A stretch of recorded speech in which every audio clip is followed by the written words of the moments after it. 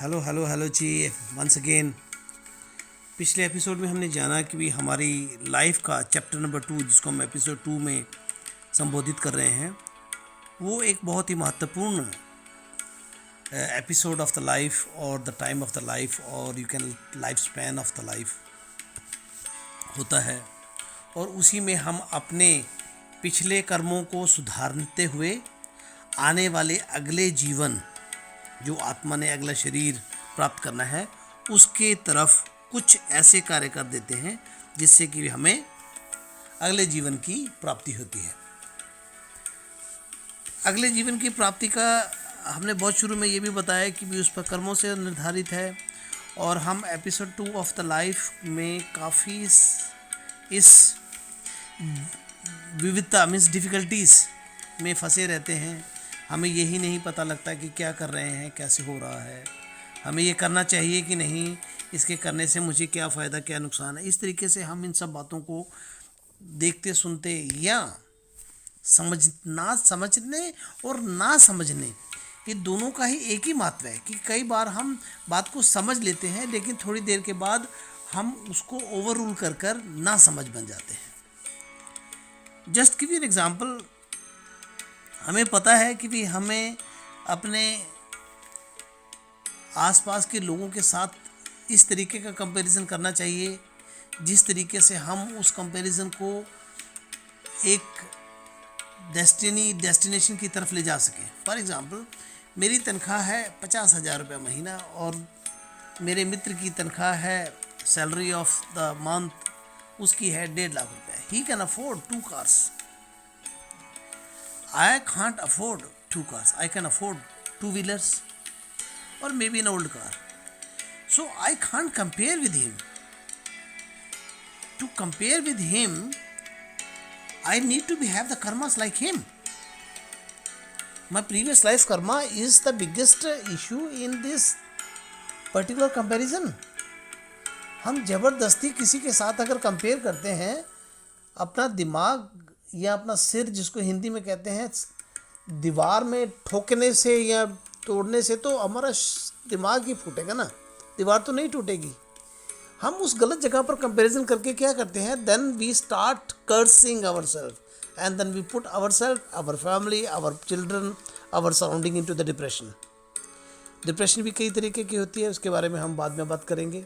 Depression is the part of our running life. Episode 2 में बहुत सारे लोग डिप्रेसिव होकर एपिसोड 3 ऑफ द लाइफ में काफ़ी सारे बीमार रहे हो जाते हैं।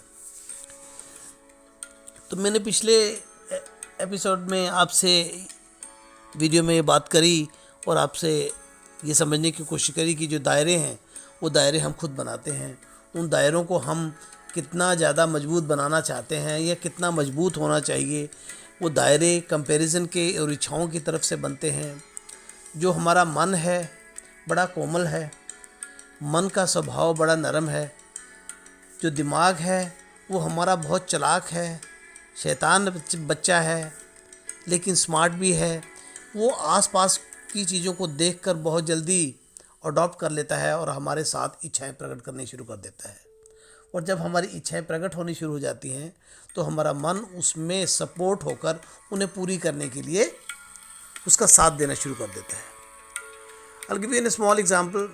जैसे कि भी मैं बार बार कार का एग्जांपल देता हूँ क्योंकि ये बहुत आसान तरीके से समझना है। साथ वाला बंदा नया कार ले आता है और आपके पास पुरानी कार है और आपको उसकी ईएमआई भरने के लिए कुछ पैसे ज़्यादा चाहिए और उसकी डाउन पेमेंट करने के लिए कुछ ज़्यादा पैसे चाहिए। तो आप क्या करेंगे, आप ज़्यादा काम करेंगे।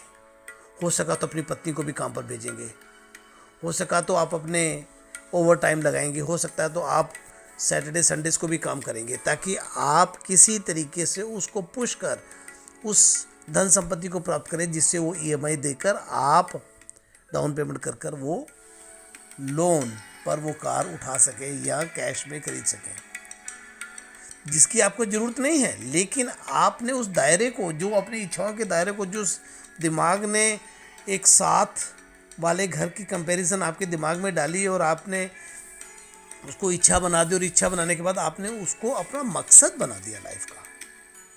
गाड़ी खरीदना एक मकसद बना दिया। दैट इज़ नॉट योर मकसद। आपकी डेस्टिनी कुछ और है। आपने देखा होगा कभी कभी कि भी वॉशिंग मशीन ज़्यादातर लोगों के घरों में है। जो वॉशिंग मशीन होती है वो क्या करती है, वो कपड़ों को धोती रहती है, लेकिन लाल कमीज वाला सफ़ेद कमीज वाले के साथ ये तो नहीं कहता कि भैया तुम्हारे में मैल ज़्यादा है इसलिए तुम्हें ज़्यादा चक्कर लगाने होंगे। ये जुराब रुमाल से नहीं कहती कि तुम तो बहुत अच्छे हो, तुमसे तो मुंह और नाक साफ़ करते हैं, मेरी तो हालत पैरों में है और वहाँ ज़्यादा गंद है।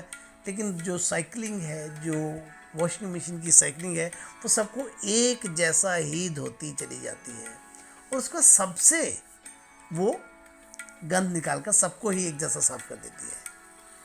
ये हमारी इच्छाएं हैं जो हम अलग अलग अलग पैदा करते हैं, लेकिन परमपिता परमात्मा ने हमेशा उन 5 मित्रों की हेल्प से, उनकी मदद से हमारे को हमेशा ये एक डिसीजन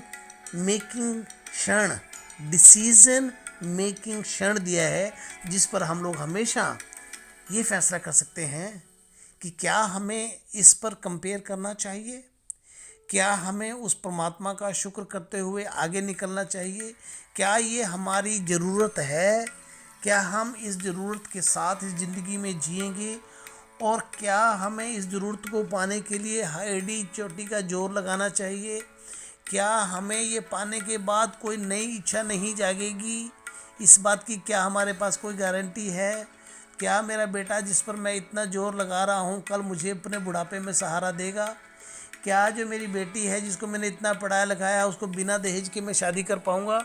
इस तरीके की बातों पर हमें कभी कभी सोचना और ध्यान देना चाहिए। आप साबुन लगाते हैं अपने हाथों को साफ करने के लिए, अरे साफ करने से पहले कोशिश करें कि गंदे ही ना हो, हम उस रास्ते ही ना जाएं, हम वो रास्ता ही ना अपनाएं, हम वो संगत ही ना पकड़ें, हम उस बस में ही ना बैठें जो गलत रूट पे जा रही है। हम क्यों ना ये सोचें कि हमारी जिंदगी का मकसद कुछ और है। हम संसारिक जीवन में रहते हुए अपने कर्मों से, अपने कर्मों के साथ रहते हुए हमें कोई भी ऐसा कर्म नहीं करना चाहिए जिससे कि हमारे आने वाले जीवन पर दोबारा से नेगेटिव इफेक्ट पड़े। हम संसार में रहकर संसारिक हो जाते हैं, लेकिन इसका ये मतलब तो नहीं कि हम संसार में रहकर उस संसारिक वस्तुओं से इतना ज़्यादा लालच प्रलोभन कर दें। अच्छा चलिए, मुझे एक एग्जाम्पल याद आया है। हर एक के घर में शाम को रोटियां बनती हैं, और रोटी बनाने वाली या माँ या आपकी मेड जो रोटी बनाती है, उसको पता है कि भी घर के मुखिया ने 2 रोटी खानी है, बच्चे ने 3, और इस तरीके से वो 15 रोटियों का हिसाब लगा के परिवार के हिसाब से शाम को 15 रोटियां बनाती है। क्या वो शाम को ही 25 रोटियां बनाने की कोशिश करती है कि भी नहीं अभी मैं 25 रोटियां बना लूँ, मुझे एक लालच में आकर कि मैं इकट्ठी कर लूँ, या वो जाके पूछती है कि आज आप कम खाओगे या ज़्यादा खाओगे, या ऐसा होगा या वैसा होगा। हम अपने जीवन में ज़रूरत से ज़्यादा ढूंढने के लिए जब निकलते हैं, तब हमें गलत दिशाओं, गलत रास्तों, गलत लोगों और गलत वक्त पर फैसलों का साथ लेना पड़ता है। हमें वो रुक जाए, वो जो गलत लफ्ज़ मैंने यूज़ किया है वो गलत रुक जाए, तो शायद हमारे जीवन का जो चक्रकाल है वो बड़ी सरलता से, ठीक है हमने गलत काम किए या गलत फैसले किए पिछले जन्म में, और उस जन्म से हम इस जन्म में आए, लेकिन ये जन्म तो हम समझ सकते हैं ना, हमने पिछली की हुई गलती तो सुधारने का हमें मौका मिला है। हम संसारिक जीवन में रहकर इन गलतियों को सुधार सकते हैं। इस एपिसोड में भी मैंने एपिसोड 2 के बारे में ही ज़्यादा जिक्र किया, कारण मैं चाहता हूँ कि भी हमें एपिसोड 2 की गहराइयों पर समझ आ जाए। अगले एपिसोड में हम मिलकर फिर दोबारा से बात करते हैं कि भी किस तरीके से हम एपिसोड 3 में दोबारा से हुई इसी जन्म की गलतियों को भी हम कैसे सुधार सकते हैं। चलिए मिलते हैं अगले एपिसोड में।